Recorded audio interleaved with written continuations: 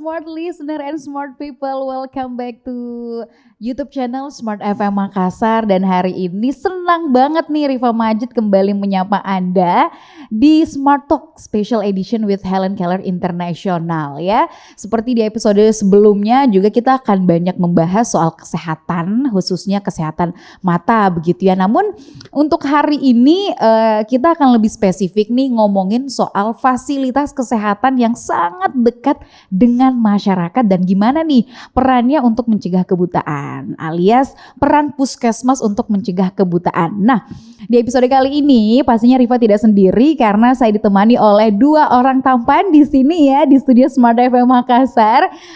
Mereka ini adalah narasumber saya yang pertama. Gayanya santai, tapi beliau ini adalah seorang dokter ya. Ada Dokter Saifullah. Halo, assalamualaikum Dokter Ipul. Ya, assalamualaikum warahmatullahi wabarakatuh. Boleh lebih semangat lagi dok? Apa kabar nih Dokter Ipul? Alhamdulillah baik. Alhamdulillah. Jauh-jauh loh dari Kabupaten Kepulauan Selayar. Dokter Ipul ini adalah dokter umum ya, Dokter di Puskesmas Pasitalu Kabupaten Kepulauan Selayar. Bener ya. Ini tepatnya di pulau mana nih? Saya bertugas di pulau yang jaraknya kurang lebih 8 jam dari kota Benteng.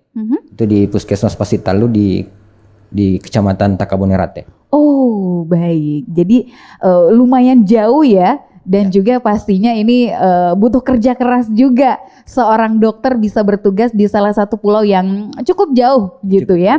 Oke, selain ada Dokter Saifullah di sini, juga pastinya kita akan ngobrol nih dengan District Officer dari Helen Keller International, ada Mas Fajar Waksi. Halo Mas. Halo Mbak. Apa kabar? Baik, Ini bareng-barengan ya dari Selayar langsung ke Makassar? Enggak, kemarin kita janjian di Makassar. Oh oke.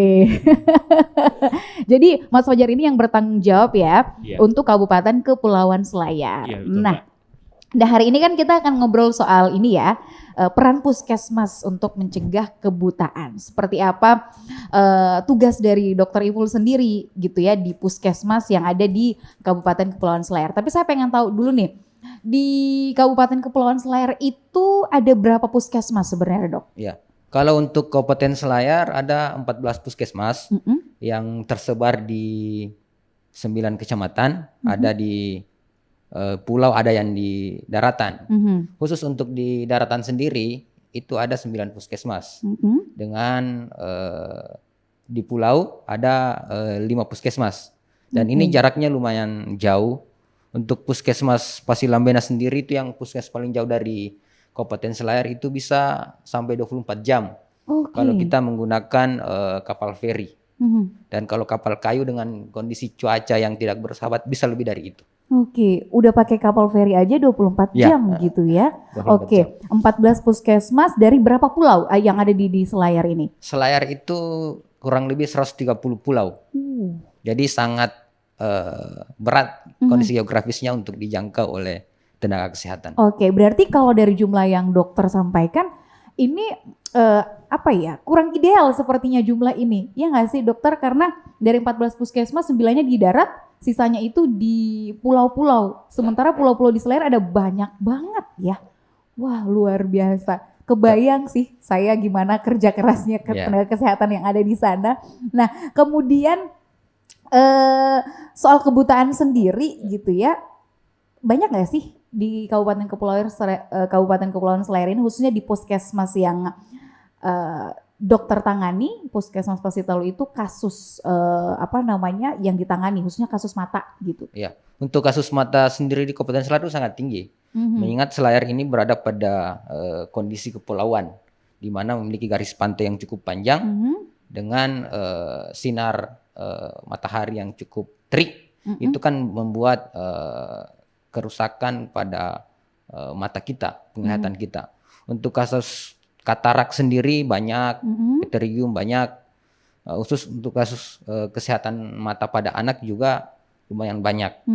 Ini dari beberapa screening yang kita lakukan itu meningkat secara signifikan. Oke, wow. Nah kemudian saya penasaran juga nih ya, dari puskesmas saja udah bisa melihat sebanyak apa gitu ya, nanti mungkin bisa dijelaskan lebih detail lagi jumlahnya. Tapi kalau dari Helen Keller sendiri, Mas Fajar, kenapa sih mau menyasar puskesmas apalagi di Kabupaten Kepulauan Selayar yang jaraknya jauh-jauu dari satu pulau ke pulau lain, persebarannya juga luas begitu, ada 130 pulau.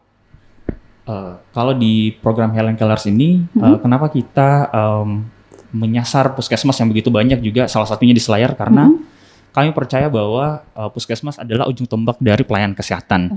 Jadi yang paling dekat sebenarnya dengan masyarakat adalah puskesmas, karena yang saya juga dapatkan di Selayar, terus baik di daratan utama atau di pulau, ketika orang berbicara tentang layanan kesehatan dasar, otomatis orang akan, pasti akan ke puskesmas. Benar. Iya, karena sebenarnya puskesmas ada yang paling dekat dengan masyarakat.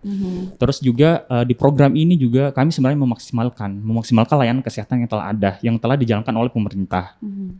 Nah, di program ini pun sebenarnya asesmen dari puskesmas yang kami jangkau, sebenarnya ada 460 puskesmas. Itu di program kesehatan mata anak yang dijalankan oleh Helen Kellers. Oke, Tapi ini 460 semua di Sulsel, Sulawesi Selatan. Nah, tapi yang tadi disebutkan oleh Dr. Ipul di Selayar, kami menyasar di 14 puskesmas. Oke, 14 Ya, puskesmas. 14 puskesmas. Oke. Sebagai apa ya, puskesmasnya adalah ujung tombak itu tadi ya, Iya, fasilitas ujung tombak. kesehatan pertama yang paling dekat dengan masyarakat. Tapi ternyata ini pada faktanya bukan hanya di Kabupaten Kepulauan Selayar, saya pikir bahkan di Kota Makassar pun banyak masyarakat yang ternyata nggak sadar nih gimana sih sebenarnya alur pelayanan kesehatan itu, mulai dari puskesmas, atau kan biasanya ada tingkatan-tingkatannya tuh dok. Nah, sebenarnya seperti apa sih alur pelayanan kesehatan di fasilitas-fasilitas kesehatan? Jadi alur pelayanan kesehatan itu harus rujukan berjenjang. Jadi kita di fasilitas kesehatan itu ada tingkat primer, sekunder, dan tersier. Khusus untuk puskesmas sendiri itu berada pada lini terdepan di layanan primer. Jadi semua pasien-pasien yang harus dirujuk itu harus melalui puskesmas. Jadi pasien datang ke puskesmas, kita diagnosa dulu. Ini layak untuk dirujuk sesuai dengan kategori rujukan atau tidak. Kalau tidak, penyakitnya masih bisa ditangani di puskesmas, kita akan melakukan treatment, penanganan dulu. Ataukah memang penyakit ini bukan lagi kompetensi dokter umum, itu langsung kita rujuk ke rumah sakit.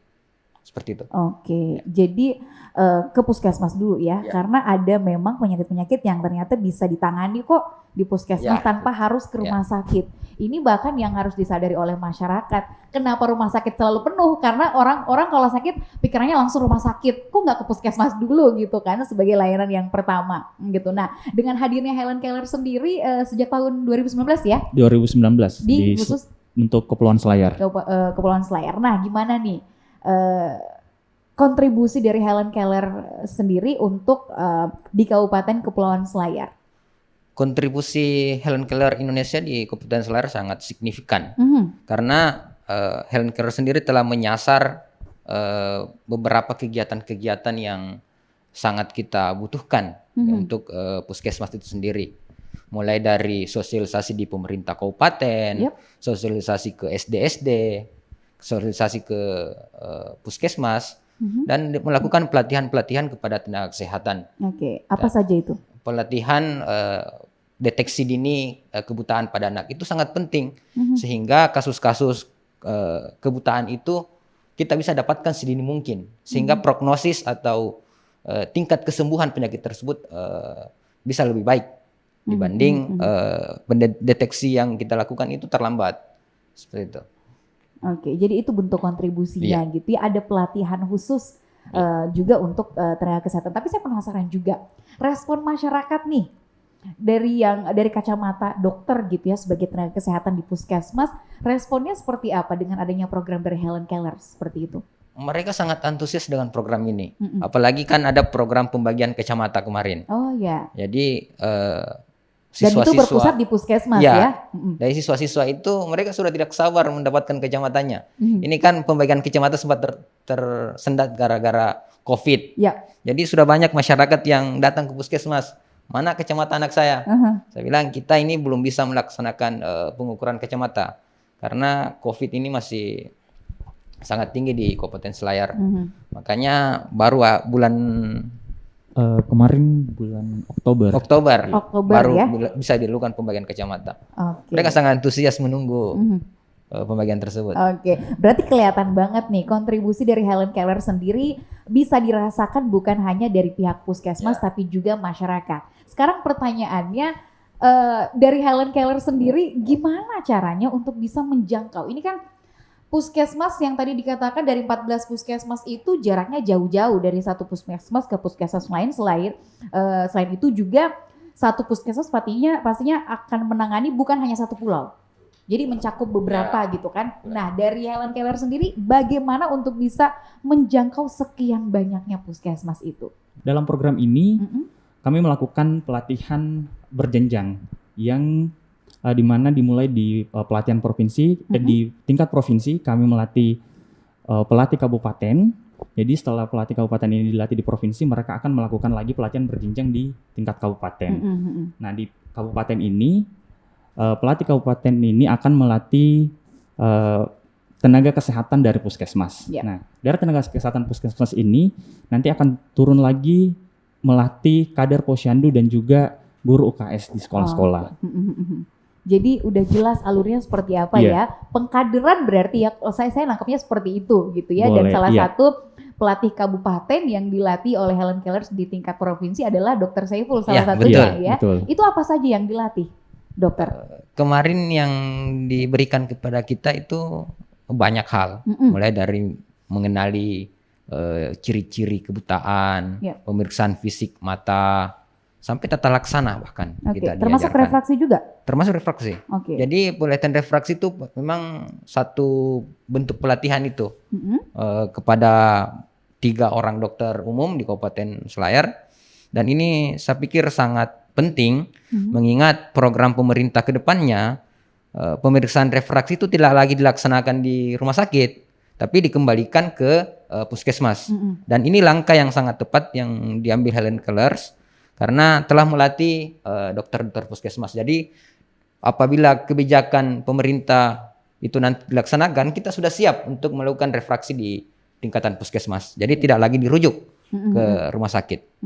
Berarti ini udah selangkah lebih maju ya, gitu betul. ya. Udah duluan bergerak duluan, gitu. Oke. Dan pastinya sebagai pelatih kabupaten sudah siap untuk melatih tenaga-tenaga kesehatan di puskesmas, dan itu yang sudah dilakukan saat ini gitu ya, sudah. dokter. Oke. Nah, kemudian Kabupaten Kepulauan Selayar kan adalah salah satu lokasi yang paling unik dan paling banyak tantangannya saya pikir karena itu tadi ya. Daerah kepulauan yang jarak tempuh satu pulau dengan pulau lain itu butuh banyak waktu ya. Nah, strategi dari seorang district officer sendiri gimana untuk bisa menjangkau setiap pulau dan setiap puskesmas gitu? Capek nggak sih? Sebenarnya kalau capek tidak, karena terlalu dinikmati karena Selayar begitu indah. Sambil liburan juga. Sambil liburan bekerja di sana. Tapi yang paling penting yang saya lakukan adalah saya melakukan mapping ya, pembagian wilayah puskesmas yang ada di Selayar.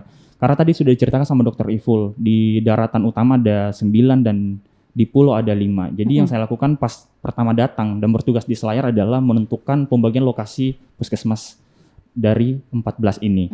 Nah, sebenarnya juga dari tantangannya adalah karena di Selayar juga ketika kita ingin ke pulau itu kita harus menyelesaikan jadwal kapal semisal. Iya, karena tiap hari ya? Tidak tiap hari, dan biasanya kalau kita kondisi cuaca juga. Kondisi cuacanya. Jadi yang semisal saya contoh ke monitoring pelatihan guru-guru UKS untuk pencegahan kebutaan, biasanya saya akan berdiskusi banyak dengan Dr. Iful. Karena ini tidak sama yang kita bayangkan bahwa kalau kita mau ke pulau satunya kita mungkin bisa tiap hari. Ini kita harus nunggu lagi ferry atau kapal kayu, kita bisa menunggu dalam biasa jadwalnya 2 kali dalam seminggu, dan itu tidak cepat, tidak gampang dan tidak banyak akses untuk ke sana. Yang saya lakukan itu adalah mapping yang kuat untuk bagaimana kami bisa menjangkau anak-anak dan juga kader terus juga tenaga kesehatan yang ada di Pulau Selayar. Dan ini juga sebenarnya kita banyak dibantu oleh Dinas Kesehatan di Kepulauan Selayar. Jadi yang punya data-data tentang puskesmas atau data-data awal mengenai data-data anak tentang di Selayar itu kita bisa dibantu banyak oleh Dinas Kesehatan. Jadi biar lebih gampang gitu ya mapping yang dilakukan, biar jelas juga waktunya kapan bisa terjun lapangan, waktunya kita untuk bikin strategi dulu gitu ya. Nah, dari strategi yang dilakukan pastinya sedikit banyak udah bisa menjangkau 14 puskesmas itu ya. Tentunya ada perubahan yang signifikan dong dokter dari sebelum ada Helen Kellers dengan saat ini udah ada Helen Kellers, apakah penambahan kasusnya itu signifikan atau seperti apa nih?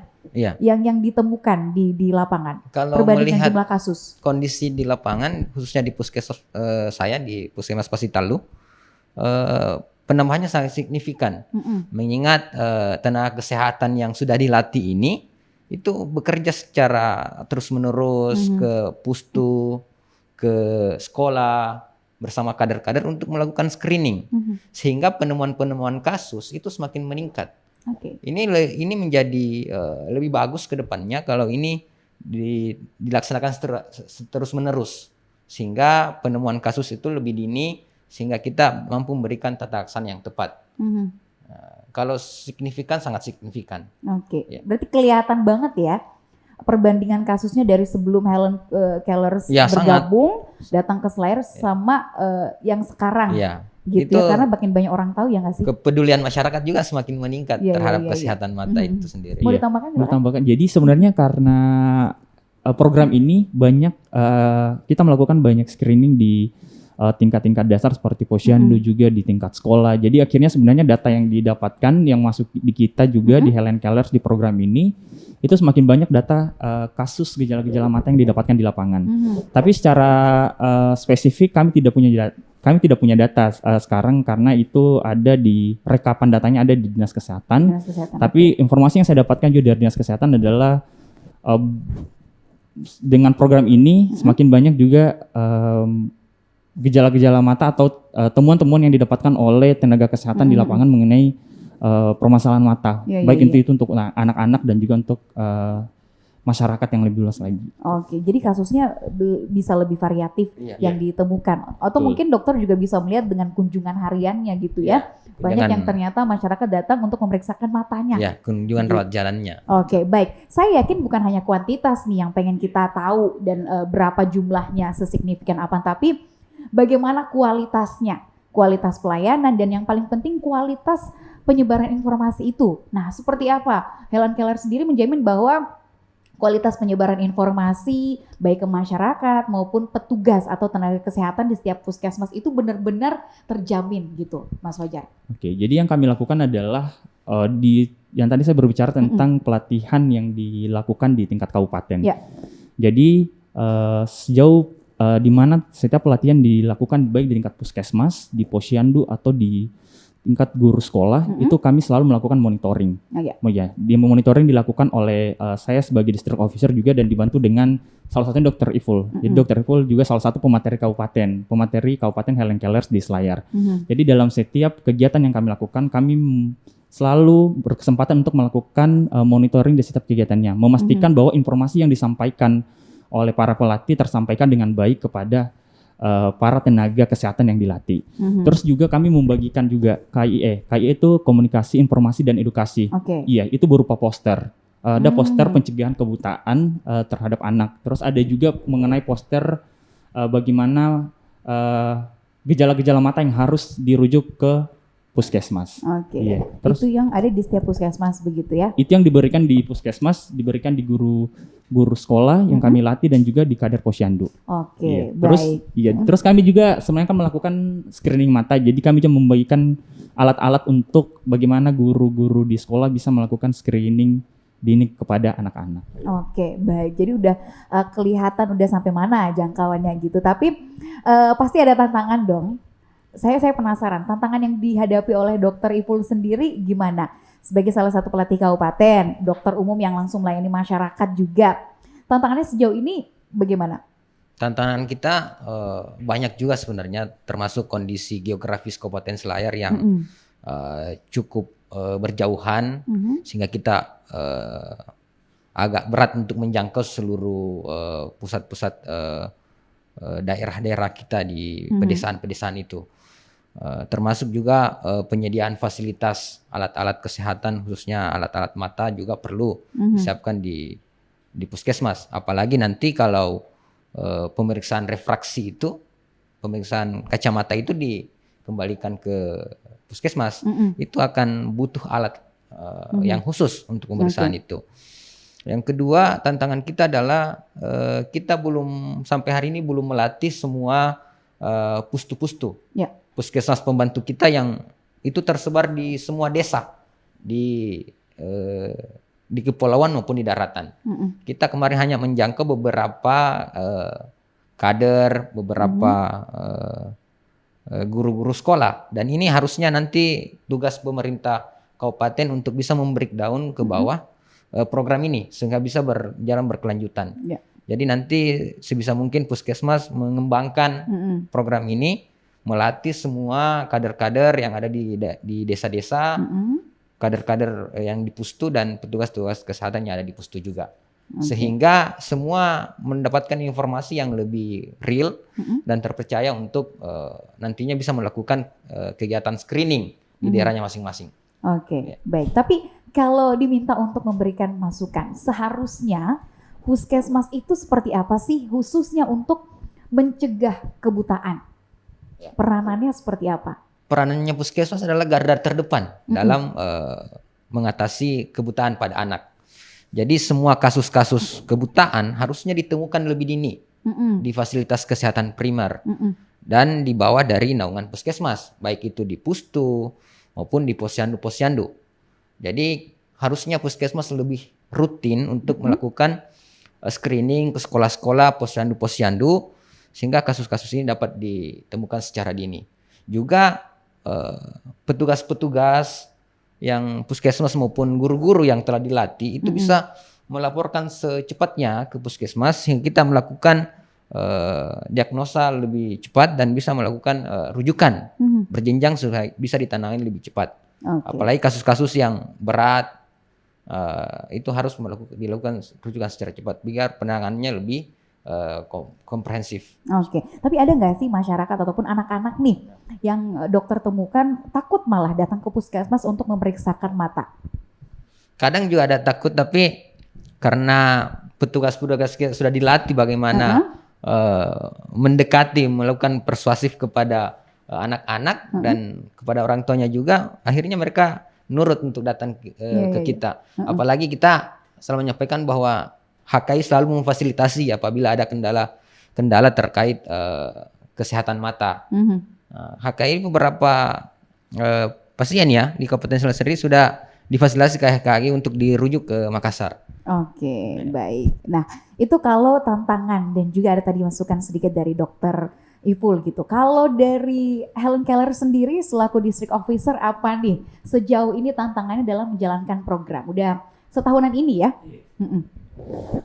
Jadi tantangan sejauh ini adalah karena pembagian puskesmas ya yang sangat beragam di Selayar dan juga tentang geografis.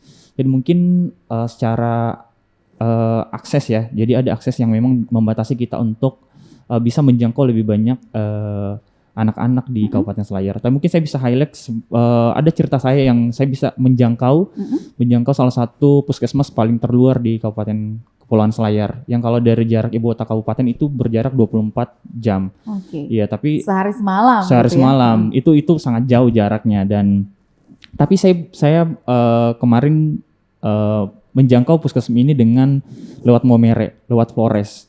Karena akses dari Momere ke Pulau Pasilambena ini, yang pulau terluar ini hanya dengan 10 jam. Dan itu aksesnya banyak, ada kapal feri. Jadi ya inilah sebenarnya tantangan yang memang kita harus hadapi di dalam program ini. Karena memang Selayar adalah apa ya, seksi karena dalam artian adalah letak geografis yang sangat menantang. Dan ini menjadi kekuatan juga buat kita untuk bagaimana kita bisa maksimal untuk bisa bekerja untuk anak-anak di Selayar. Ini semakin di challenge, semakin semangat juga. Iya, semakin semangat juga. Iya. Berarti tadi ini kan cukup jauh ya. Berarti nggak ke Selayar dulu makan. Iya. Dari Makassar langsung ke Flores. Iya, dari Makassar ke Flores langsung naik ferry ke Pulau Pasilambena ini. Karena itu hari kita juga saya juga secara personal itu hari melakukan monitoring pelatihan guru UKS dan posyandu di sana. Jadi memastikan juga tersampaikan informasi kepada para peserta pelatihan dengan baik, informasinya tersampaikan dengan baik. Itu yang kami selalu lakukan dimanapun pelatihan yang dilaksanakan di tingkat kabupaten, kami sangat mengusahakan untuk datang melakukan monitoring. Bahkan harus ke provinsi lain dulu. Iya, gitu harus ke ya, provinsi dulu. untuk bisa kembali ke salah satu pulau yang ada di Iya. Kabupaten Kepulauan Selayar. Tapi temuan di lapangan sejauh ini seperti apa? Mungkin ada kasus-kasus yang unik atau seperti apa yang ditemukan di lapangan? Kalau yang kami temukan di lapangan yang banyak dirujuk di puskesmas itu yang selama ini kami dapatkan seperti mata merah pada mata anak. Terus mata juling juga beberapa kami dapatkan baik di daratan utama maupun di pulau. Terus juga beberapa juga ada gangguan penglihatan yang seperti kami biasanya yang sering dirujuk ke puskesmas adalah yang tidak bisa dideteksi dini oleh guru-guru UKS. Ataupun juga yang tidak bisa ditangani atau tidak bisa, dalam artian adalah tidak bisa tidak ada tindakan yang bisa dilakukan oleh guru-guru. Akhirnya mereka dirujuk ke puskesmas. Iya. Tapi yang kemarin dari kami ada yang sampai di Makassar yang dibantu oleh Helen Keller. Iya. Kami menemukan satu anak di Kepulauan Selayar. Jadi di umur 3 tahun anak ini bermain ketapel. Terus mata kirinya terkena.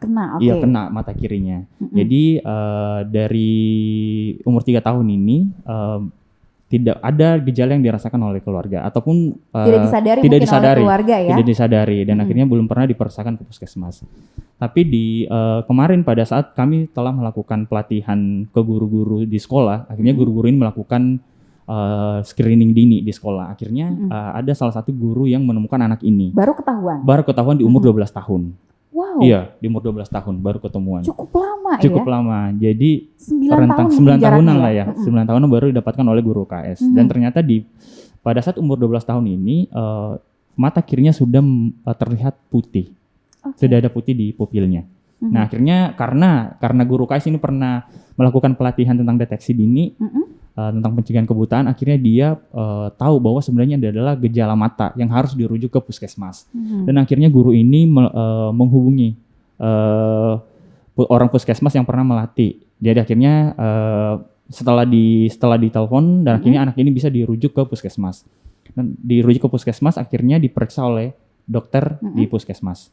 Nah, karena mungkin saking parahnya dilihat oleh guru dilihat oleh guru ini. Nah, akhirnya setelah itu anak ini kami rujuk ke Makassar untuk dilakukan penanganan. Jadi sebenarnya diagnosa dari Selayar dari rumah sakit terus ke rumah sakit daerah adalah anak ini mengalami katarak. Iya, katarak. Ya. Betul. Dan saat ini kondisinya seperti apa? Jadi kondisi saat ini anak setelah dioperasi mata kiri dari anak ini sebenarnya tidak bisa berfungsi lagi. Tapi katarak pada mata kirinya sudah terangkat. Jadi secara kosmetik itu sudah kelihatan, ya? Sudah kelihatan normal. Tapi secara fungsi dari matanya tidak bisa melihat lagi. Iya. Ini sangat disayangkan sekali pastinya ya dokter ya, karena ketidaksadaran dan ketidaktahuan orang tua akan kondisi penglihatan anaknya, maka dampaknya ya sekarang si anak ini harus kehilangan penglihatan satu matanya gitu. Tapi untuk satu matanya lagi masih bisa berfungsi dengan baik kan ya? Yang sebelah kanan masih bisa berfungsi. Bisa berfungsi dengan baik. Nah, selain kasus ini, dokter ada nggak sih kasus-kasus lain yang didapati juga tergolong parah gitu di Kabupaten Kepulauan Selayar atau mungkin di puskesmas dokter sendiri? Ya, untuk kasus di Selayar sendiri ada beberapa kasus kita dapatkan di usia masih sangat muda, di usia SMP itu sudah tidak bisa melihat jauh. Ya, itu kasihan itu. Mereka masih punya masa depan yang panjang. Itu dari beberapa kasus itu kita analisa baik-baik, wawancara dengan orang tua maupun anaknya. Ternyata mereka sering menggunakan gadget di rumah. Jadi itu banyak kasus-kasus yang didapatkan itu karena penggunaan handphone yang lumayan lama. Jadi game itu sangat merusak anak-anak kita, khususnya pada mata anak itu sendiri. Dan sampai saat ini separah itu ya, tapi udah dibantu dengan alat bantu penglihatan. Ya, dan kacamata ya.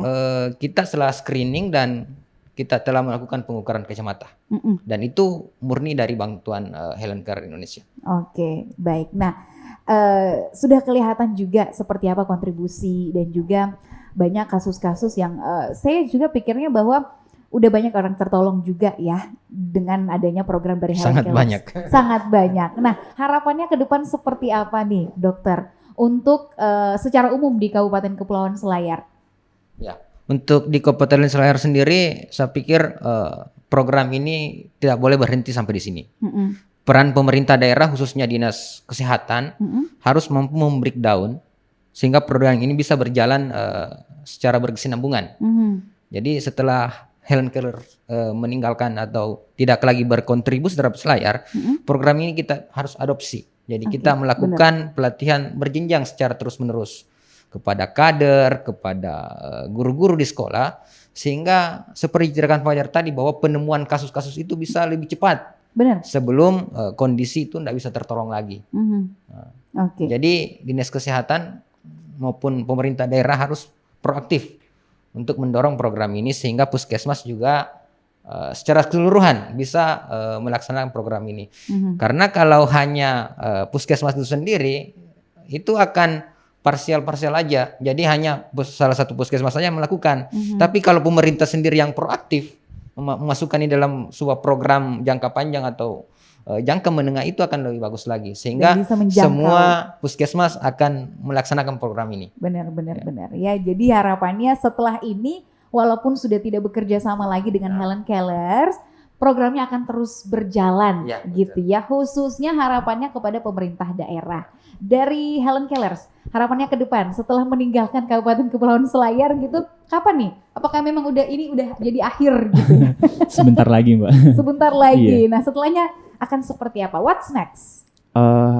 Harapannya adalah jenjang pelatihan yang dibuat oleh Helen Keller di daerah, terus alur-alur yang alur program bisa dijalankan lebih baik lagi. Maksudnya bisa dilanjutkan. Jadi ketika Helen Keller sudah tidak berprogram lagi di Kabupaten Selayar, harapannya adalah sama yang dibilang Dr. Iful adalah bagaimana bisa pemerintah daerah mengadopsi program ini.